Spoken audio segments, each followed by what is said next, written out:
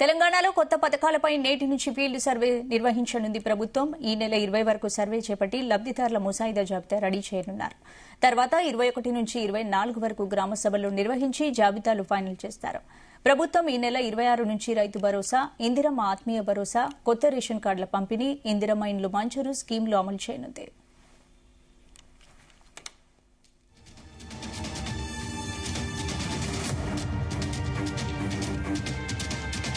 ఇప్పుడు 21 నుంచి 25 వరకు డేటా ఎంట్రీ పూర్తి చేస్తారు. ఫీల్డ్ సర్వే, గ్రామ సభల్లో వచ్చే ఫిర్యాదులపై కంట్రోల్ రూమ్లను ఏర్పాటు చేసి ఆర్జీలను స్వీకరిస్తారు. ఇక ఆ తర్వాత ఫైనల్ లిస్టును అన్ని గ్రామ పంచాయతీ కార్యాలయాల నోటీస్ బోర్డులో ఫ్లెక్సీలు ప్రచురిస్తారు. గ్రామ సభలకు ఆర్ఐ, ఏఈఓ, పంచాయతీ కార్యదర్శిని ఒక టీంగా ఏర్పాటు చేశారు. వార్డు సభలకు వార్డు అధికారి, డిప్యూటీ తహసీల్దార్, ఏఈ ఒక టీంగా 4-5 గ్రామాలకు కలిపి క్లస్టర్ వారీగా ఎంపీడీఓ, తహసీల్దార్, సూపరింటెండెంట్ను కలిసి కోఆర్డినేషన్ టీంగా నియమించారు. ఇక ఈ మేరకు సీఎస్ శాంతికుమారి ఢిల్లీ నుంచి కలెక్టర్లతో టెలికాన్ఫరెన్స్ నిర్వహించి దిశానిర్దేశం చేశారు.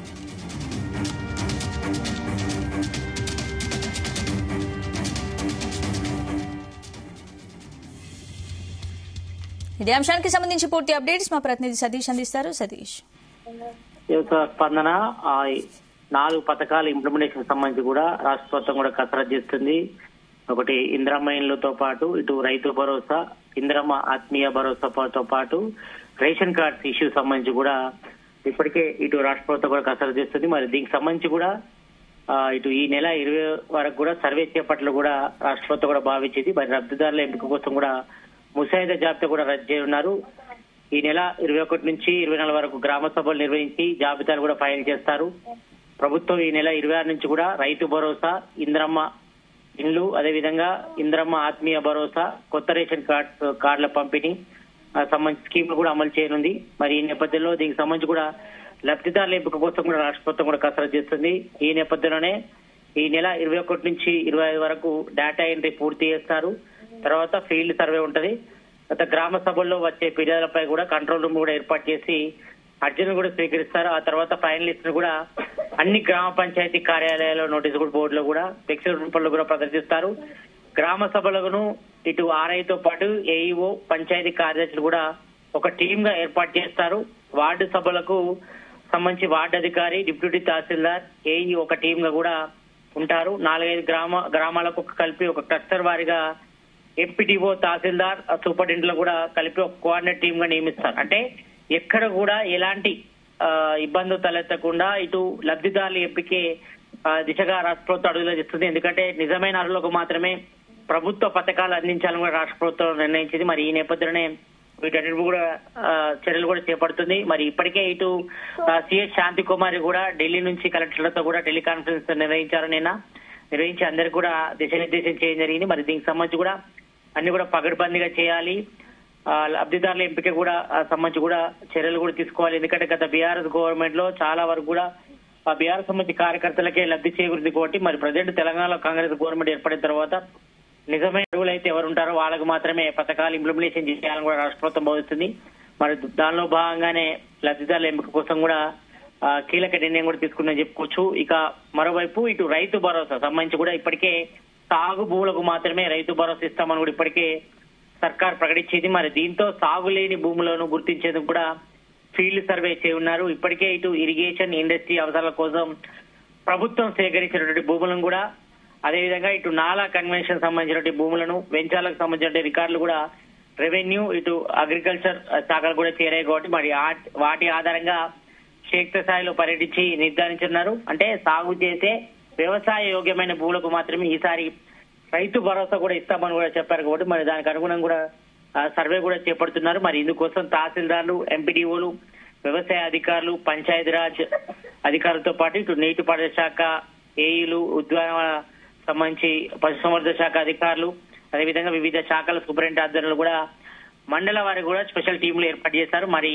వీటిలో ఆయా శాఖల ఆధ్వర్యంలో ఏఓలు, రెవెన్యూ ఇన్స్పెక్టర్లు, జూనియర్ అసిస్టెంట్లు, ఉపాధి హామీ ఏపీఓలు సంబంధించి సహాయక బృందాల్లో కూడా ఈ సిబ్బందులు కూడా ఉంటారు. కాబట్టి మరి ప్రభుత్వం మొదటగా ఆ తహసీల్దార్లు వ్యవసాయ నేతృత్వంలో ఒక కమిటీ కూడా ఏర్పాటు చేయడం. మరి ఈ కమిటీ కూడా క్షేత్రస్థాయిలో పర్యటించి అన్ని తనిఖీలు చేసిన తర్వాత గ్రామ సభలు కూడా నిర్వహించకపోవడం. మరి రైతు భరోసా సంబంధించి కూడా పకడ్బందీగా వచ్చారని చేపడుతున్నారు.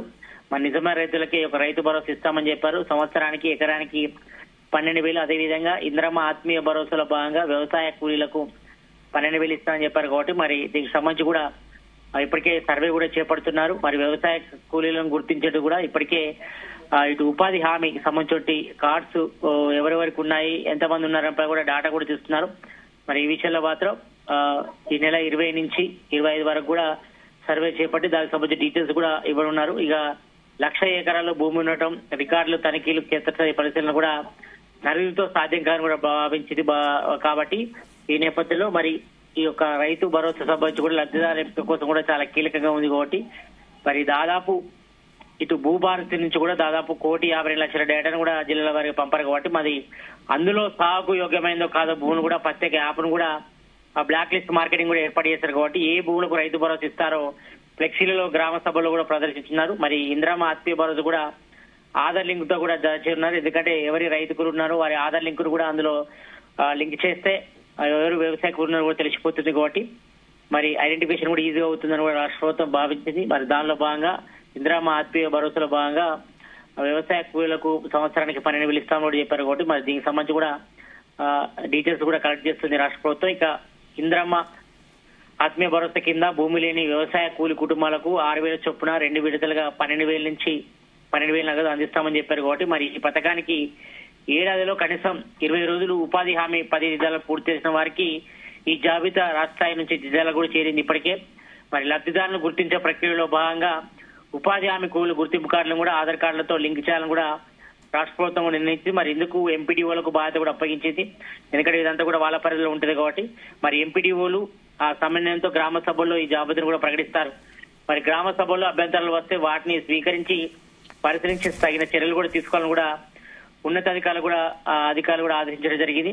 మరి ఈ రకంగా కూడా రైతు మరి ఇందిరమ్మ ఆత్మీయ భరోసా సంబంధించి కూడా లబ్ధిదారుల ఎంపిక కూడా చేయబోతున్నారు. ఇక మరోవైపు కులగణ సర్వే ఆధారంగా రేషన్ కార్డు లేదని కుటుంబ సభ్యుల జాబితా కూడా రెడీ చేస్తున్నారు. ఎందుకంటే ఇప్పటికే గత 10 ఏళ్లలో కూడా ఒక్కరికి కూడా రేషన్ కార్డు రాలేదు. కాబట్టి కొత్త రేషన్ కార్డు ఇష్యూ కూడా చేయలేదు.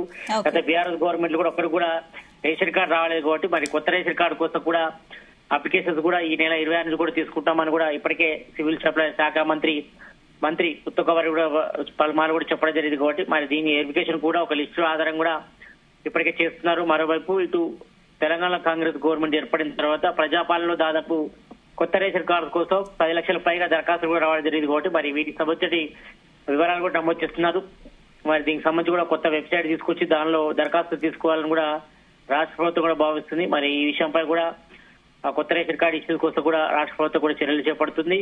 ఇక దీనికి సంబంధించి కూడా చర్యలు కూడా చేపడుతున్నారు. ఇక మరోవైపు ఈ 4 పథకాలు ఏవైతే ఉన్నాయో ఇటు రైతు భరోసా, ఇందిరమ్మ ఆత్మీయ భరోసా, అదేవిధంగా ఇందిరమ్మ ఇల్లు, మరోవైపు కొత్త రేషన్ కార్డు కోసం కూడా ఫీల్డ్ వెరిఫికేషన్ సర్వే కూడా చేపడుతున్నారు. కుటుంబ సమగ్ర సభ వివరాలు కూడా తప్పులు లేకుండా కూడా చేయాలని కూడా చూడడం జరిగింది. కాబట్టి మరి ఈ ముసాయిదాను కూడా గ్రామ వార్డు సభలు కూడా ప్రకటిస్తున్నారు. మరి ఇందిరమ్మ ఇళ్లకు సంబంధించి ఇప్పటికే ఒక లిస్టు కూడా రెడీ అయింది. మరి దీన్ని కూడా మరోసారి పరిశీలించి ప్రాధాన్యత క్రమంలో ఎవరికైతే ఇంటి స్థలం ఉంటుందో వారికి మాత్రమే మొదటి విడతలో ఇందిరమ్మ ఇల్లు ఇస్తామని కూడా ప్రకటించారు. కాబట్టి మరి దానికి సంబంధించి కూడా దాదాపు సర్వే కూడా కొలిక్కొస్తుంది. మరి త్వరలోనే ఇందిరమ్మ ఇల్లు ఇచ్చేందుకు రాష్ట్ర ప్రభుత్వం సిద్ధమవుతుంది.